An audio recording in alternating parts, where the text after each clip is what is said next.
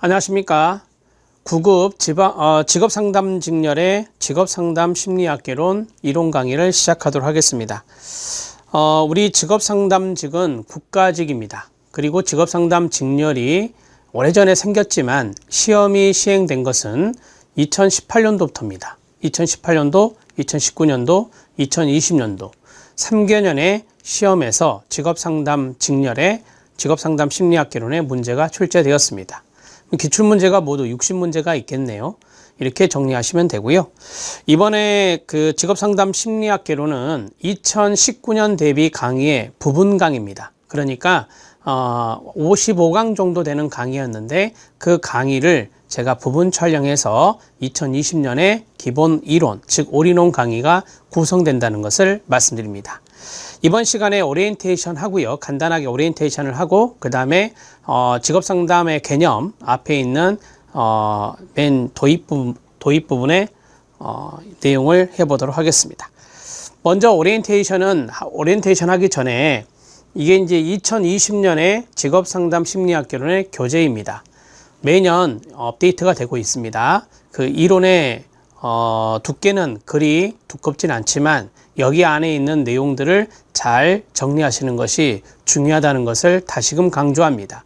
직업상담심리학개론은 직업상담학과 직업심리학의 두 과목이 합쳐진 것이다 라고 보시면 되는데요. 우리가 직업상담사 2급 국가기술 자격이 있습니다. 그 자격시험의 범위보다 더 좁습니다. 그 범위가 직업상담사 2급 자격의 범위가 더 넓고 이것은 조금 더 줄어들었다라고 보시면 되겠습니다. 이 교재 안에 있는 내용들만 보셔도 될 듯 합니다. 자, 그러면 여러분들이 지금 2020년도 이 2020년에 출간된 2021년 대비 직업상담 심리학개론의 교재가 있다고 가정을 하고 자, 오리엔테이션을 해보겠습니다. 맨 앞에 인포메이션을 보시기 바랍니다. 인포메이션을 보면 국가직 공무원 직업상담 직렬의 안내가 나오는데요. 2022년부터서는 직업상담 심리학개론이 그 선택 과목이 아닙니다. 필수 과목으로 바뀌게 됩니다. 2021년도까지만 선택 과목이 돼요. 그래서 그 내용을 보면 직업상담은 국어, 영어, 한국사가 필수가 되고요. 필수 과목이 되고 그 다음에 선택 과목으로서는 노동법개론, 직업상담 심리학개론, 사회과학, 수학, 행정학개론까지입니다. 이 과목들 중에서 2개의 과목을 선택하는 것이고요. 이 2개의 과목을 선택했다. 그러면 이제 조정 점수가 반영이 됩니다.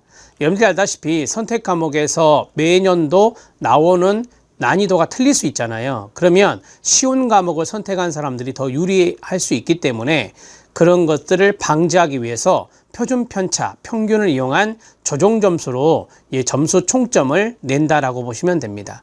그런데 2022년부터서는 이제 달라집니다. 2022년에는 노동법 개론과 직업상담 심리학개론이 필수 과목이 돼서 100점 만점으로 산정이 됩니다. 그래서 한국사, 국어, 영어와 같이 100점 만점으로 산정이 돼서 500점 만점이 되는 겁니다. 그렇게 해서 이제 합격 점수가 나온다. 이렇게 보시면 되겠습니다. 2022년부터입니다. 자, 그 다음에 2018년도부터 2020년에 직업상담 직렬 최종 합격선을 보시면 직업상담 심리학은 2018년도 문제가 가장 어려웠습니다. 그리고 2019년도 문제가 쉬웠고요. 그 다음에 2020년 문제가 또 어려웠습니다. 그래서 거기 합격선을 봐도 알 수 있어요. 2018년도에 직업상담 직렬의 선발 예정 인원이 54명이었습니다. 근데 합격선이 319.63이죠. 밑에 양성은 남성 합격 점수가 좀 더 낮았네요. 316.71입니다. 물론 이거는 우리가 최합이 아니에요. 최합이 아니라 필기 점수 합격선이라는 것을 말씀드립니다. 그 다음에 2019년도에는 쉬워서 점수가 확 올라갑니다. 397.96, 그 다음에 양성에서는 396.39가 됩니다. 그리고 2020년에는 이 문제가 또 어려워져서 합격 커트라인이 조금 더 내려왔죠. 375.70이고요. 그 다음에 양성은 아주 근소한 375.33이 되겠습니다. 자, 직업상담 일반에 대한 이야기를 해드렸고요. 장애인이나 저소득 같은 경우는 많이 낮죠. 우리가 이제 일반을 기준으로 말씀을 드린 거고요. 자, 이제 어디를 보시냐면 이제 3개년치의 내용을 봤으면 이 맨 뒤에 교재 맨 뒤에는 항상 제가 기출문제를 넣어드리거든요. 그래서 2020년도 기출문제와 해설 20문제와 그 다음에 직업상담 심리학의 2020년 총평을 넣어드렸습니다. 246쪽입니다. 246쪽을 오리엔테이션의 내용에 가름하도록 하겠습니다. 자, 첫 번째 영역별 분석을 보면 항상 직업 상담학이 좀 적게 나와요. 직업 심리학이 조금 더 나오거든요. 그래서 9문제, 11문제 계속 이렇게 나오는 것 같습니다. 20문제가 구성이 되고요. 그 다음에 문항 곤란도를 분석하면 여기에 상중하가 있는데 상일수록 좀 어려운 문제다라고 보시면 될 것 같아요. 그래서 어려운 문제가 아주 어려웠던 문제가 4문제 정도로 분석이 되고 그 다음에 아주 쉬웠던 문제가 10문제 정도로 분석이 됩니다. 그리고 중에 해당되는 것 6문제로 저는 분석을 했습니다. 자, 출제사항, 특이사항이 나와 있죠. 출제사항 특이사항을 보면 밑줄 위주로 봐주실래요? 어렵게 느낄 수 있었던 그런 문제를 보면은 2020년을 포함해서 3회분밖에 없어요. 그러니까 기출 문제의 어떤 동향이랄까? 그런 것들을 살피기가 좀 어렵죠. 문제, 모집단의 문제가 그만큼 적기 때문에 그렇고요. 그 다음에 직업상담사 2급 자격시험의 문제 유형에서 볼 수 없는 지역적인 문제도 많아요. 대개 이제 이거를 공부하시는 분들이 직업상담사 2급의 기출문제도 좀 보시더라고요. 근데 그것과 다른 문제, 그것에서 나오지 않았던 문제까지 나오기 때문에 이게 또 어려워졌다라고 하는 것입니다. 이번 2020년 시험은 원점수상 80점 이상 정도 맞았다면 경쟁력은 충분히 있었다고 봅니다. 왜냐하면 어려운 문제가 4문제니까 그 4문제를 틀리면 딱 80점이 되거든요. 그래서 80점 정도 이상이면 충분히 경쟁력은 있었다라고 판단이 되고요. 그 다음에 2번을 보면 지역적인 문제에 대해서 이야기하고 있어요. 코크란의 내러티브 직업상담. 이거는 이제 직업상담사 2급에 나온 적이 없어요. 그 다음에 미국 진로발달협회 제시한 직업상담자의 역량 11가지. 이것도 마찬가지예요. 이것도 직업상담사 2급에 나온 적이 없어요. 그 다음에 해프너 등에 의해서 개발된 진로전환검사. 이것도 직업상담사 2급에 나온 적이 없어요. 자, 이러한 것들이 이제 답을 찾기가 조금 어려웠다라고 판단이 되고요. 그 다음에 인지적 정보 처리 이론에, 우리가 의사결정 과정에 문제가 있어요. 그러니까 인지적 정보 처리 이론은 직업 심리학에 해당되는 거잖아요. 그래서 여기에 보면 의사결정의 과정이 있는데, 이러한 과정에 지문 하나가 좀 모호성이 있어서 물론 잘못된 문제는 아니지만 모호성 때문에 여러분들이 시험장에서 좀 고민했을 것 같다라는 생각을 해보았습니다. 이 4문제가 좀 이제 상중하에서 상에 해당되는 문제라고 저는 생각을 했고요. 자, 다행스러운 것은 우리가 이제 심리 통계적인 문제가 있잖아요. 심리학에 그 문제는 어렵지 않게 나왔어요. 그래서 대부분 이 부분을 많이 어려워하시는데 그 부분에서는 좀 쉽게 출제가 되었기 때문에 이번에 직업상담 심리학은 해볼만 했다라고 말씀드릴 수 있습니다. 자, 향후 학습 전략에 대해서 제가 이제 3가지인데 여기 보면 첫째, 둘째, 3가지로 이야기를 해놓고 있잖아요. 2018년도부터 2020년을 분석했을 때, 이 난이도가 좀 들쭉날쭉해요. 뭐 그렇다고 해서 2021년에 뭐 쉽게 나올 거다 그런 보장도 없고 2019년도에 해당되는 그런 쉬운 패턴의 문제가 아니라 2020년이 어찌 보면 난이도 측면에서는 중간 정도 되거든요. 2018년이 제일 어려웠고 그 다음에 이제 2020, 2019니까 2020년 정도의 난이도 정도를 맞추지 않을까라는 생각을 해봅니다. 그래서 기출문제는 꼭 분석 완벽하게 하셔야 됩니다. 그리고 우리가 지금 하고 있는 이 이론적인 공부를 안 하면 안 돼요. 직업상담 심리학은 학자들이 정말 어마무시하게 나오거든요. 이 학자들을 다 정리를 해야 돼요. 학자들 정리하지 않으면 기출문제 보면 많이 틀릴 수밖에 없어요. 학자들의 문제가 많기 때문에. 그래서 기본 이론 심화 과정, 올인원 과정에서부터 차근차근 학습을 해야 된다. 이렇게 말씀을 드리고 싶어요. 참고로 저는 이제 공단기에서 직업상담 심리학을 같이 하고 있거든요. 그래서 공단기에서 직업상담 심리학을 들으셔도 되고 나눔복지교원의 직업상담 심리학을 보셔도 되고요. 상관은 없을 것 같습니다. 똑같은 강의니까요. 그 다음에 둘째, 문제풀이 과정인데요. 이론에 대한 부분을 말씀드렸으면 문제풀이 과정에서는 지역적인 문제들도 풀 필요가 있어요. 저는 이제 그 진로 상담이라고 하는 시험 과목이 있어요. 청소년 상담사, 청소년 상담사에 보면 진로 상담이라는 시험 과목이 있거든요. 그 문제 난도가 높아요. 그래서 그 문제에서 우리 공무원 영역에 들어올 만한 문제, 그런 문제들도 여러분들에게 같이 풀어주고 있거든요. 물론 거기는 오지선다지만 제가 사지선다로 다시 구성을 해서 풀어주고 있어요. 자, 그리고 직업 상담사 2급 자격 시험에도 기출 문제가 있잖아요. 그 기출 문제에서 아주 너무 쉬운 문제 말고 중간 정도 이상의 난도를 보이는 그러한 문제들을 또 선별해서 여러분들한테 소개도 하고 있기 때문에 제가 풀어드리는 문제를 보시면 돼요. 계속 매년 문제를 업데이트해서 그 문제의 수를 늘려가려고 하고 있습니다. 그래서 여러분들이 아주 골고루 다양한 문제를 풀어봄으로써 난이도가 아주 높은 또는 난이도가 아주 낮은 그 문제들까지 골고루 잘 섭취할 수 있도록 해드릴 테니까 잘 따라와 주시기 바랍니다. 자, 둘째 보면 그 둘째 두 번째 줄을 보십시오. 아주 광범위한 학자들의 이론과 검사들을 숙지해야 된다. 말씀드렸잖아요. 검사 부분도 많은 검사들이 있는데 그것도 숙지를 하셔야 돼요. 심리검사 같은 경우는 직업심리학에 나오거든요. 자, 셋째입니다. 커리큘럼 이야기를 했어요. 우리가 이제 커리큘럼대로 가는 게 좋거든요. 그래서 가장 중요한 게 뭐냐면 올인원이에요.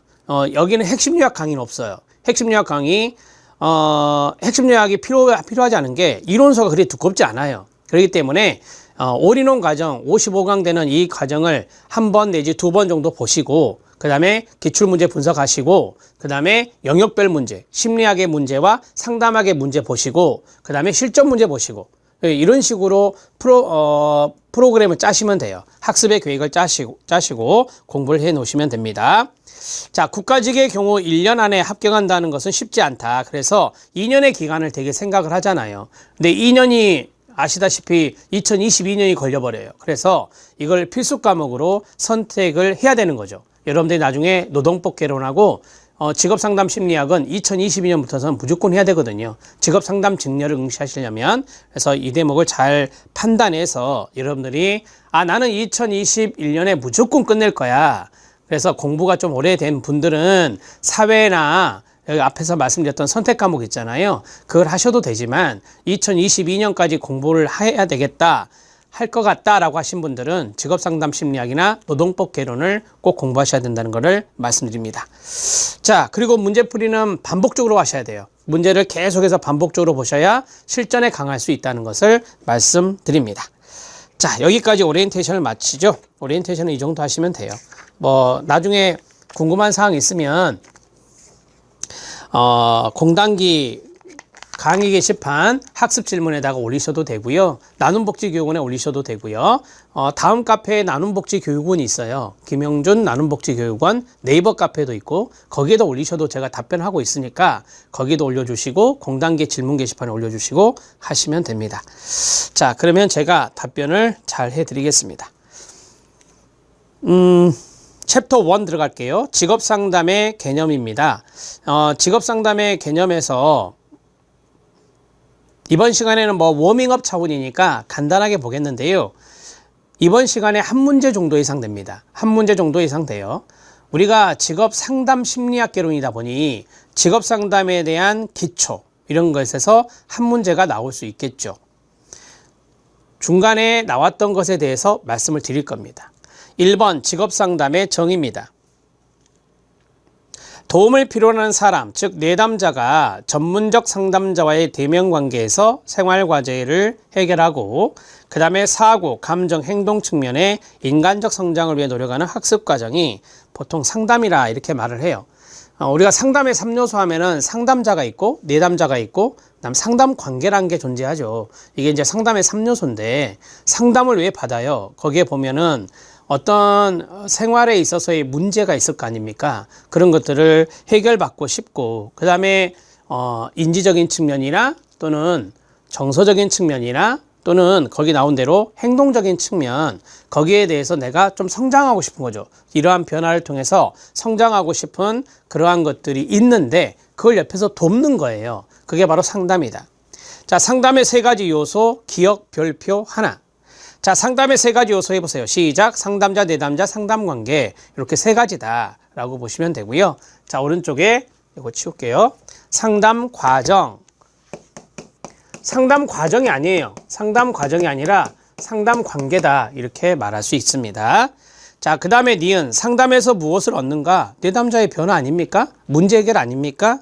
그 다음에 변화는 학습의 결과다. 학습의 목표는 생활상의 과제 해결과 인간적 성장이다. 라고 말했어요. 자, 우리가 이제 변화는 성장이다. 라고 보시면 돼요. 그러니까 너무 힘들어서 지금 인간적인 성장을 못하고 있으니 여기서 상담의 조력적인 활동, 상담자의 조력적인 활동을 통해서 변화가 이루어질 수 있게 하는 것이다 라고 보시면 되죠. 상담의 성과는 한두 번의 대화가 아닌 상담 과정을 통해 이루어지는 거다 라고 했어요. 우리가 보통 한두 번의 대화는 그건 상담이라 말하기가 좀 어려워요. 그래서 상담은 초기, 중기, 종결이라고 하는 그런 프로세스가 있는데 대개 이제 우리가 상담의 회기를 할 때는 일주일에 한 번 정도 만난다고 가정을 했을 때 8회기 내지 12회기까지 갈 수 있거든요.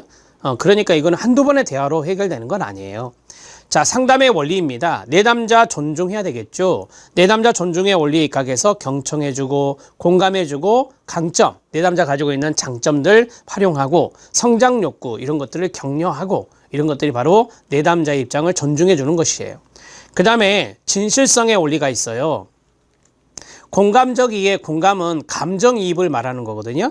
그 다음에 즉시성, 밑에 보면은 관계의 즉시성 이런 것들이 있어요. D에 보면 A, B, C, D에 보면 있습니다. 그 다음에 비밀 보장이 있어요. 비밀 보장은 반드시 해야 되는 건 아니죠. 어떠한 경우에는 비밀 보장이 제한되는 경우도 있어요. 상담을 하다 보면 이거는 비밀 보장할 수 있는 사유가 안 됩니다. 이것은 바로 가족에게 알려야 합니다. 그리고 이것은 바로 다른 사람에게 피해를 줄 수 있으니까 그 사람이 알아야 합니다. 그 사람에도 알 권리라고 하는 것이 있잖아요. 따라서 이러한 것들을 이야기하면서 비밀 보장을 할 수 없다는 것을 말을 해야 되는 거예요. 자, 첫 번째 공감적 이해를 볼게요. 내담자 입장에서 내담자가 생각하고 느끼는 것을, 이 느끼는 것이 바로 정서 파트잖아요. 그래서 감정적인 부분이죠. 느끼는 것을 이해하고 이러한 이해를 전달하는 상담자의 능력을 공감적 이해를 하고요. 공감적 이해 왼쪽에다가 감정이입이라고 쓰면 돼요. 감정이입 이렇게 정리하시면 됩니다. 이번 교재는 작년 교재와 좀 달라요. 메모를 넣어놨어요. 양쪽에다가. 그래서 여기를 충분히 활용하세요. 충분히 활용해서 여러분들이 작년에 교재는 좀 작아가지고 이런 메모를 할 수 있는 공간이 그리 많지 않아서 이번에는 양쪽에 메모를 넣어서 여러분들이 충분히 판서를 제가 많이 하진 않겠지만 그 내용들을 적을 수 있다는 것을 말씀드려요. 자, 동등하고 인격적인 관계다. 그렇습니다. 상담자와 내담자는 동등한 관계예요. 어떤 수익적인 위계관계가 아니라 동등한 관계다, 수평적인 관계다라고 보시면 돼요. 자, 상담자와 내담자 관계는 항상 동등해야 한다. 가로 열고 수평적이라고 쓰면 돼요. 수평적인 입장이다. 이렇게 정리하시죠. 그 다음에 C는 경청입니다. 우리가 히어링이라 하지 않고 리스닝이라고 그래요. 주의 깊게 듣는 거예요. 그게 바로 경청이라 하죠. 내담자가 하는 말을 주의 깊게 듣고 내담자의 비언어적 행동이나 자세를 관찰하는 것도 경청에 들어가요. 여러분, 경청은 들을 청자여서 언어적인 것만 생각할 수 있는데 아니에요. 비언어적인 것을 우리가 자세하게 관찰하는 것도 경청의 요소에 들어가요. 관찰에 동그라미 치세요. 내담자가 자유로이 표현할 수 있도록 격려하고 내담자, 상담자 대화 내용을 기억하는 것을 포함하는 거예요. 그래서 여러분들 메모에다가 경청 이퀄 언어적 메시지를 M으로 쓸게요.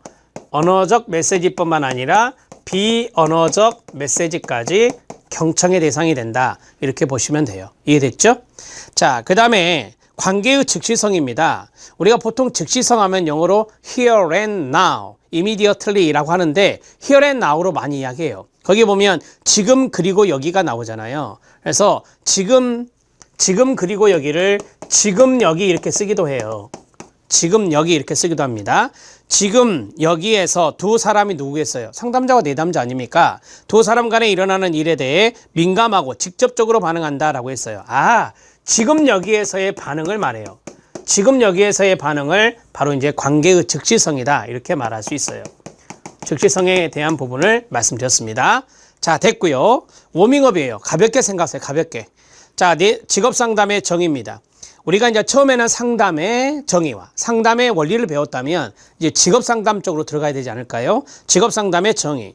상담의 기본 원리와 기법에 기초하겠죠. 정보를 가지고 직업 선택과 준비, 직업 생활에 적응하며 직업 전환과 은퇴 시 나타나는 문제를 예방하고 처치하는 것을 말한다. 이 처치를 다른 말로 이제 치유라고도 하죠.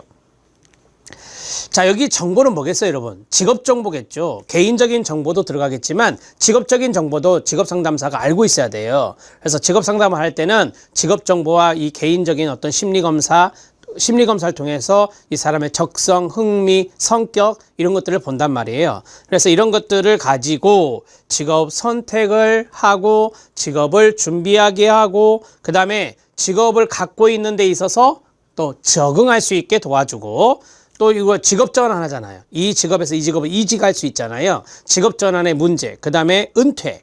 이때 나타나는 모든 문제들이 있을 거다. 그 문제들을 도와주는 조력이 바로 직업 상담이다 라고 보시면 돼요. 자, 내담자의 직업적인 문제를 해결하고자 하는 것이다. 내담자의 적성, 기능 수준, 흥미 등이 객관적 자료에서 평가된다. 우리가 이제 검사를 통해서 이런 것들이 나오게 되고 내담자가 이전에 가지고 있었거나 새로 원하는 직업적 자격 조건을 평가한다. 이게 바로 이제 직업적인 정보를 알아야 이게 가능한 거죠. 그래서 가장 적합한 직업을 갖도록 돕는 거다. 그래서 이제 직업을 잘 선택할 수 있도록 도와주는 거죠. 직업 상담사가 직업을 결정해 주는 게 아니에요. 이거는 내담자의 자기결정권을 존중하는 거죠. 그래서 직업 상담사 2급 자격시험에서는 직업 상담사가 이 내담자의 직업을 결정해 준다 이렇게 나온 적이 있거든요. 아니에요. 그거 아니다 라고 보시면 되고요. 직업 상담은 생애에 걸친 직업 발달에 관심을 갖고 이 생애라는 단어 그 다음에 직업 발달이라는 단어 이거의 대표적인 사람이 슈퍼예요. 슈퍼는 진로 발달 이론의 학자거든요. 그래서 발달적인 측면에서 생애적인 접근을 한 사람이 바로 슈퍼라고 하거든요. 뒤에 자세하게 배워요. 생애에 걸친 직업 발달에 관심을 갖고 개인의 적성과 흥미를 탐색한다. 우리가 이제 적성이라고 하는 것은 일반 적성 검사라고 하는 것이 있고 흥미 검사가 있거든요. 이 대표적인 사람이 누구냐면 홀랜드예요. 홀랜드의 개인 환경 적합성 모형도 그렇게 하고 그다음에 홀랜드의 리아세크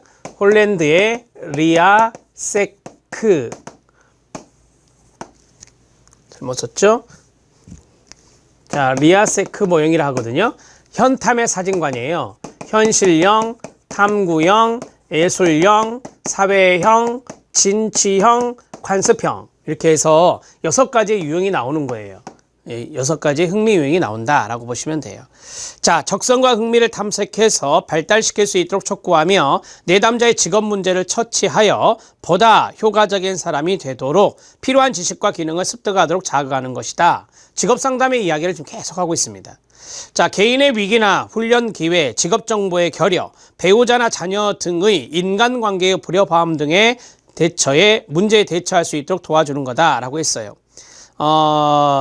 우리가 이제 직업적인 측면에서는 대인관계적인 측면보다는 우리가 보면 배우자, 자녀, 인간관계 불협화음 등의 문제 이것들이 이제 가족 상담에서 하는 거잖아요. 이런 것은. 그래서 직업 상담에서는 그 앞에 있는 거 직업 정보의 결여 문제라든지 개인의 위기나 훈련 기회의 문제라든지 이런 것들에 더 직접적으로 개입하는 것이 직업 상담이다. 이렇게 보시면 돼요. 자, 그 다음에 자신의 결함보다 재능과 소질을 개발하는 것이 이게 뭐겠어요? 강점이죠. 강점. 그래서 내담자가 가지고 있는 강점을 찾아내서 그것이 더 중요하다는 것을 깨닫게 해줘야 돼요. 그런 것들이 최근의 직업상담의 트렌드다. 이렇게 보시면 됩니다. 자, 직업상담의 목적입니다. 별표 하나. 최근에 출제가 됐고요. 직업상담의 목표로 나올 수도 있어요. 직업상담의 목표로도 나올 수 있는데 자, 날개 쪽에 써주세요. 날개 쪽이란 것은 메모장을 말합니다. 대인관계 기능 향상 대인관계 기술 향상, 대인관계 기술 향상 이게 시험에 나왔던 오답이에요. 대인관계 기술 향상은 여기에 해당되지 않는다. 여러분 대인관계 기술 향상을 위해서는 사회기술 프로그램이란 게 있어요. 사회기술 프로그램이 여기에 들어가는 거죠. 직업상담을 통해서 대인관계 기술을 향상하는 것은 아니에요. 자, 1번 직업 문제 인식을 위해서 직업 상담을 하고요. 그 다음에 자아 개념의 구체화로 현실적인 자신의 이미지를 형성하고 정서와 흥미, 능력과 인성은 성격을 말합니다. 인성 등을 정확하게 이해하기 위해서 직업 상담이 필요합니다. 이해됐죠? 그 다음에 세 번째, 현대 산업사회의 정치, 경제, 사회적 측면에서 요구되는 복잡하고 다양한 직업세계의 이해와 수능을 위해서 직업세계 이해가 중요한 거네요. 직업세계 이해를 위해서 직업 상담하는 거고요. 그 다음에 직업 선택에 대한 책임감을 위해서 누구 책임감이겠어요? 내담자죠. 직업 선택은 내담자가 하는 거예요. 그 다음에 의사결정 능력 배양을 위해서 의사결정 능력의 배양 누구 능력이에요? 내담자의 능력이죠. 그래서 우리는 항상 직업 상담은 내담자 중심으로 하는 거예요. 자, 그 다음에 협동적 사회행위 추구를 위해서 직업의식이나 건전한 가치관이나 태도, 직업윤리 형성을 위해서 하는 것입니다. 직업의식이나 건전한 가치관과 태도가 다 직업윤리거든요. 그래서 직업윤리 형성을 위해서 필요한 것이 상담이고 직업상담이고, 실업 등 직업에 대한 위기관리 능력 배양을 위해서, 능력에 따른 진학이나 취업에 필요한 능력 배양을 위해서, 이러한 것들의 목적을 위해서 직업상담을 한다, 이렇게 보시면 되겠습니다. 자, 직업상담의 목적 이해되십니까? 꼭 기억해 놓으시고 별표 하나 쳐주셔야 됩니다. 자, 이제 실력 따지기 보겠습니다. 자, 셜저와 스톤의 상담의 목표가 있는데, 이거는 이제 직업 상담은 아니에요. 그냥 상담의 목표 제가 팁으로 넣어드린 건데요. 첫 번째는 행동의 변화를 촉진한다 라고 했어요. 행동 변화, 거기에 밑줄 치면 돼요. 상담은 내담자로 하여금 보다 생산적이고 행복한 생활을 영위하며 만족한 삶을 누리는데 도움이 되는 행동을 형성하게 하거나 증가시키는 것을 목적으로 하는 겁니다. 그 다음에 적극적인 정신건강의 증진인데요. 정신건강 증진에 밑줄 쳐주세요. 1번은 행동적인 측면이고요. 2번은 정신적인 측면이에요. 상담은 정신질환의 원인이 되는 여러 가지 병리적인 요소를 제거하거나 수정해야 할 문제를 제시하여 여러 가지 고민이나 부적응 행동을 적응적인 방향으로 치료해준다. 대개 이제 정신질환에 대해서는 정신과 상담이라고 하는 거 들어보셨잖아요. 그런 것들을 많이 하게 됩니다. 적극적인 정신건강을 유지하는 데 초점을 둡니다.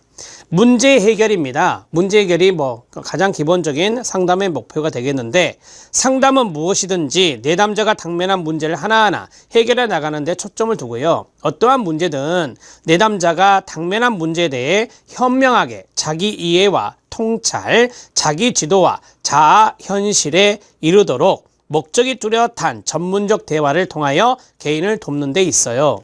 여러분, 자기 이해는 자기 자신을 이해하는 거고요. 자, 통찰이라는 것은 깨닫는 거예요. 아, 내 문제가 이래서 생겼구나라고 하는 것을 이 상담자의 도움으로 깨닫게 하는 거잖아요.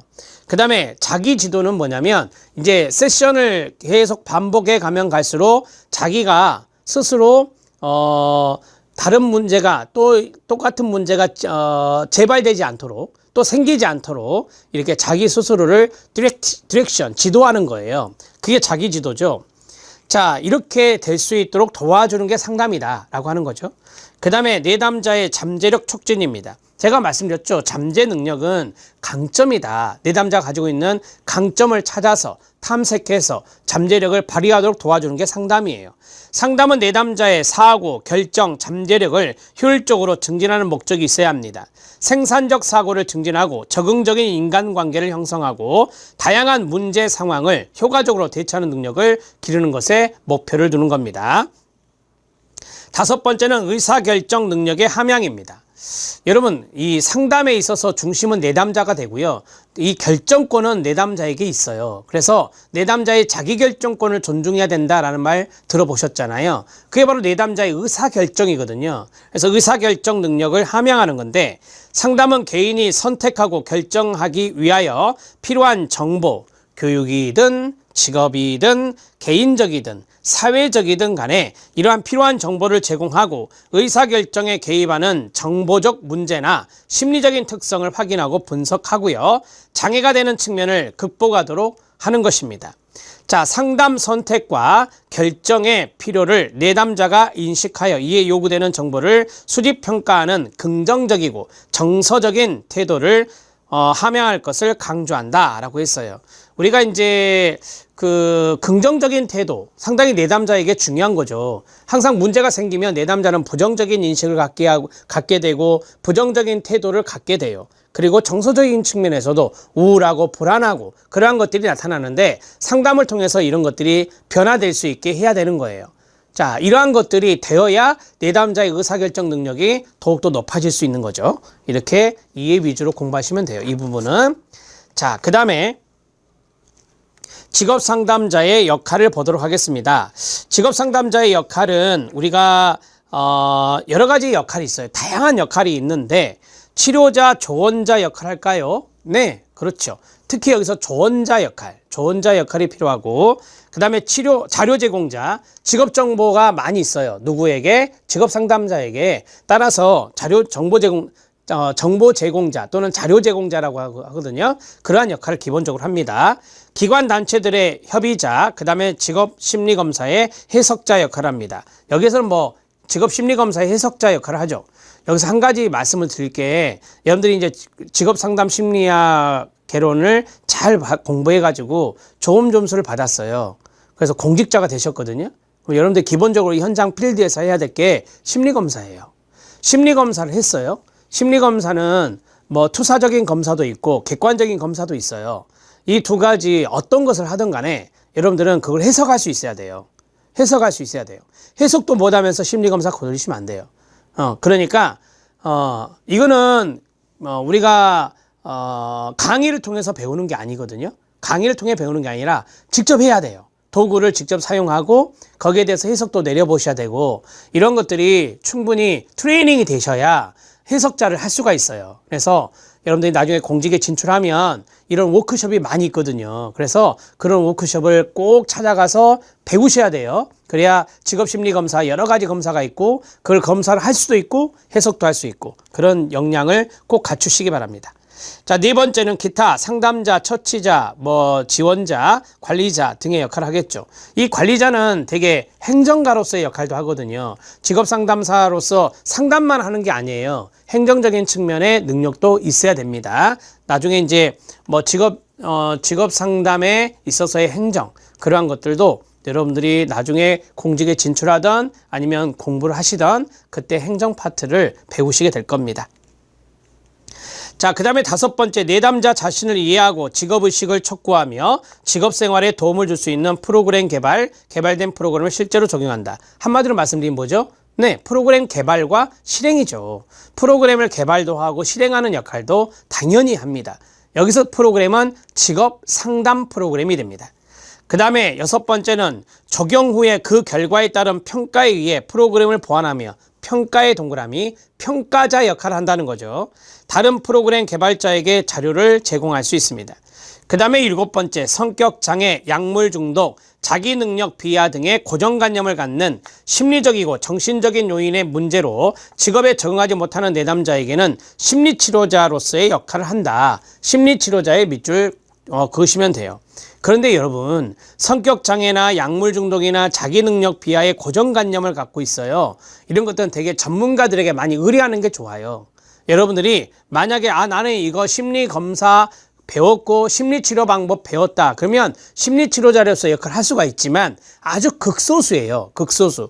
이런 것들은 전문가, 여기 성격장애나 약물중독 이것들은 전문 상담가가 있거든요. 그 상담가에게 의뢰하는 역할도 중요하다는 것을 말씀드려요. 그 다음에 여덟 번째, 지시적인 역할보다는 내담자 스스로가 문제를 해결할 수 있도록 조언하는 역할을 하는 겁니다. 맨 위에서 말씀드렸던 조언자 역할이죠. 그래서 치료자와 조언자, 자료 제공자, 심리검사의 해석자 이 정도 정리하시면 될 것 같아요. 역할 문제는 거의 나온 바가 없어서 역할은 충분히 여러분들이 해결할 수 있는 문제거든요. 나온다면. 자, 이제 실력 따지기를 보겠는데 이 실력 따지기에 미국의 국립직업지도협회, 자, 우리가 NVGA라고 돼 있잖아요. 이니셜을 따서 1982년에 미국의 직업지도협회에서 제시하고 있는 직업상담자에게 요구되는 6가지 기술 영역이 있어요. 그 6가지 기술 영역에서 쭉 밑줄 쳐져 있잖아요. 이거는 제가 이렇게 쓸게요. 직상 2급 기출이라 쓰면 돼요. 지금 밑줄 쫙 그어져 있는 것은 직업상담사 2급 기출문제예요. 이거 많이 나온 거 아니고요. 제 기억으로 한두 번 정도 출제가 된 건데, 제가 말씀드린 데다가 동그라미 치세요. 상담, 정보, 검사, 관리, 실행, 조언이에요. 이렇게 해서 6개거든요. 그러면 만약에 이게 시험에 출제가 된다면 우리는 무엇을 알면 되느냐? 날개 쪽에 쓰십시오. 국립직업지도협회.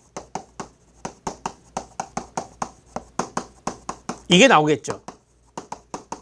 이게 등장할 거예요. 이게 등장을 하고, 그 다음에 물어보는 것은 뭐냐?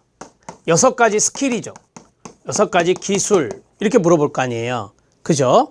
그러면 여러분들이 이제 금방 제가 말씀드렸던 그 단어들을 연상하시면 돼요. 상담이 있었죠. 정보가 있었죠. 실행이 있었죠.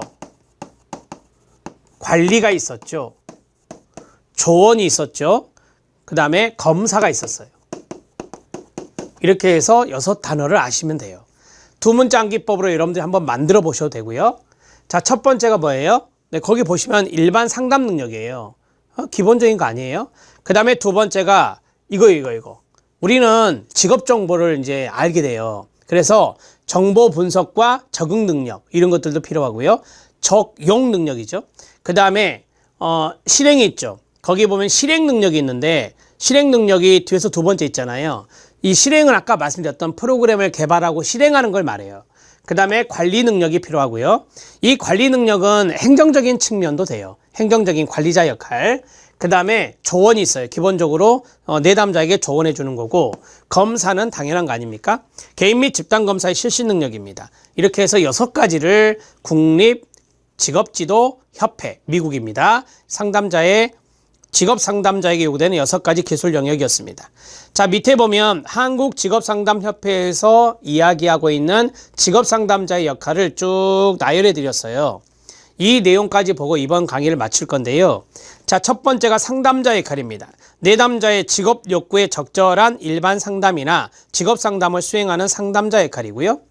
자, 그 다음에 정보 분석자입니다. 직업 정보를 가지고 상담을 하기 때문에 이 직업 정보를 수집하고 분석하고 가공하고 관리하고 피드백해서 정보를 축적하는 정보 분석자 역할을 해요. 그 다음 세 번째는 검사 도구를 해석하는 해석자 역할을 해요. 내담자의 직업 문제를 진단하고 분류하여 처치하는 역할은 처치자고, 심리검사를 해석하는 역할은 해석자의 역할이라고 합니다. 자, 4번째까지 끝내드렸습니다. 그 다음에 5번째는 조언자입니다. 내담자가 직업상담가의 조언을 받아들여 자신이 가진 정보가 충분하지 못하거나 왜곡되어 있음을 인식하고 바른 각도에서 문제 해결을 하도록 돕는 조언자 역할을 하는 겁니다. 내담자가 가지고 있는 정보가 불충분할 수 있잖아요. 그러면은 정보를 더 줘야죠. 정확한 정보를. 이게 일종의 이제 조언을 해주는 거고요. 그 다음에 내담자가 가지고 있는 정보가 왜곡되어 있음을 알게 하는 것도 중요하죠. 그래서 그러한 왜곡된 정보를 알려주면서 조언하는 역할, 조언자의 역할을 하는 겁니다. 그 다음에 직업지도를 직업상담이라 해도 돼요. 그래서 프로그램 개발자인데요. 내담자가 자기를 이해하고 직업의식을 촉구하며 직업생활에 도움이 되기 위한 프로그램을 개발하는 역할을 합니다. 프로그램 개발이 쉽지 않은 거 알고 계시죠? 이거는 다양한 능력이 있어야 프로그램을 개발하는 개발자 위치까지 갈 수 있어요. 그 다음에 지원자입니다. 개발된 직업 상담 프로그램을 실제로 적용하고 그 결과를 평가하여 프로그램을 보완하는 한편 프로그램 참여자를 관찰하여 지원하는 역할, 지원자 역할입니다. 협의자입니다. 각종 정보를 생산하는 기관이 있어요. 단체들이 있어요. 유기적으로 관계를 맺는 게 상당히 중요해요. 여러분, 이 직업상담사는 내담자와 1대1의 관계, 집단원들과의 관계만 하는 게 아니에요. 다른 기관들, 다른 단체들, 그런 데와 서로 연계하는 그러한 역할도 요새는 중요하게 생각해요. 자기가 모든 걸 다 할 수 없으니까 다른 기관들과 단체들과 협의해서 연계해서 내담자를 도와주는 역할도 중요하거든요. 그걸 우리가 케이스 매니지먼트, 사례 관리라는 말을 쓰기도 해요. 자, 그 다음에 직업정보 제공원들과 협의 관계를 가지는 협의자 역할을 합니다. 관리자입니다. 상담 과정이나 직업정보 수집 과정, 상담실의 관리 과정 등에서 일어나는 업무들을 관리하고 통제하는 거예요. 그게 바로 행정이에요, 행정. 그래서 우리가 매니지먼트라고 하는 거죠. 관리라고 하는 것이. 그래서 일명 우리가 매니저 역할을 하는 게 바로 관리자다 이렇게 보시면 되고요. 우리가 이거는 행정적인 측면이다 라고 보셔도 됩니다. 그 다음에 연구 및 평가자가 있어요. 노동시장의 변화를 예측하고 과거 발달해온 직업들과 직업관을 분석하고 직업시장에서 성장하는 이 직업들에 대한 연구와 내담자의 직업 환경 변화에 대한 연구를 하고, 대개 이거는 고용노동부에 있는 정책가들이 이런 역할을 많이 하죠. 물론 그분들도 직업 상담을 기본적으로 하는 분들이에요. 그런 사람들이 이제 정책적으로 나가면 연구 평가자가 되는 거예요. 자, 분석하고 발표하는 등 여러 연구를 수행하고 발표하고 평가하고 개선하는 역할을 하게 되는 겁니다. 자, 우리는 지금 직업상담사의 역할을 배웠어요. 직업상담사의 역할은 한두 가지 역할이 아니에요. 아주 많은 역할을 하는데, 상담자, 정보분석가, 해석자, 처치자, 조언자, 프로그램 개발자, 지원자, 협의자, 관리자, 연구평가자까지 직업상담협회, 한국직업상담협회에서 이야기하고 있는 10가지의 직업상담사의 역할에 대해서 말씀드렸습니다. 외우지 마세요. 이해만 하시면 된다는 것 말씀드리고요. 내담자의 의사결정을 상담자가 하는 거 아닙니다. 의사결정권은 내담자에게 있습니다. 이것을 높아심에서 다시금 말씀드립니다. 다음 시간에는 공무원 시험 기출 적용부터 보겠는데, 이게 좀 어렵게 출제된 거거든요. 그래서 이 내용부터 정리를 해 나가도록 하겠습니다. 다음 시간에 뵙겠습니다. 열심히 공부하시기 바랍니다. 수고하셨습니다.